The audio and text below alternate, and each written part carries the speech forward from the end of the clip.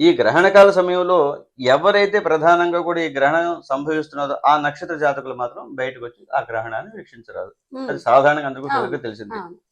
ఇది కుంభరాశిలో సంభవిస్తున్నది కాబట్టి హ్మ్. ధనిష్ట నక్షత్రం 3, 4 పాదాలు, హ్మ్. అలాగే శతభిషం, పూర్వభద్ర 1, 2, 3 వెరసి ఈ 3 ఏంటి ఈ 3 నక్షత్రాలు ఇవి కుంభరాశులకు సంభవిస్తాయి హ్మ్. కాబట్టి పోనీ ఇంకో విధంగా చూసినప్పటికీ ధనిష్ట, శతభిషం, పూర్వభద్ర హ్మ్. ఈ 3 నక్షత్ర జాతకులు ఈ యొక్క గ్రహణాన్ని వీక్షించరాదు. చూడకూడదు. హ్మ్. అయితే ఈ గ్రహణకాల సమయంలోకి వచ్చేటప్పుడు మనం ఇంకా చెప్పాల్సిన విషయాలు ఏంటంటే ఇంకా యథాశాస్త్రంగా అంటే గ్రహణకాల సమయంలోనే హ్మ్. శ్రార్థం పెట్టమని కూడా ఉంది. ఆహా! ఇది చాలా అంతర్గతమైన విషయం హ్మ్. అంటండి. హ్మ్.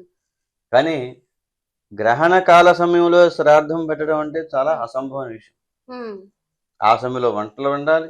అవును. ఆ సమయంలో భోక్తలు రావాలి. హ్మ్. భోజనం భోక్తలు అంటారు. వాళ్ళు రావాలి. హ్మ్. ఇవన్నీ కూడా అసంభవం. ఆ సమయంలో ఇవన్నీ చేసే అవకాశం లేదు కదా! లేదు. హ్మ్. కాబట్టి మరుసటి రోజునైనా ఆచరించొచ్చు. హుహు. కానీ శాస్త్రం ప్రకారం అయితే హ్మ్. అదే సమయంలో కూడా చేయమని ఉంది. హ్మ్.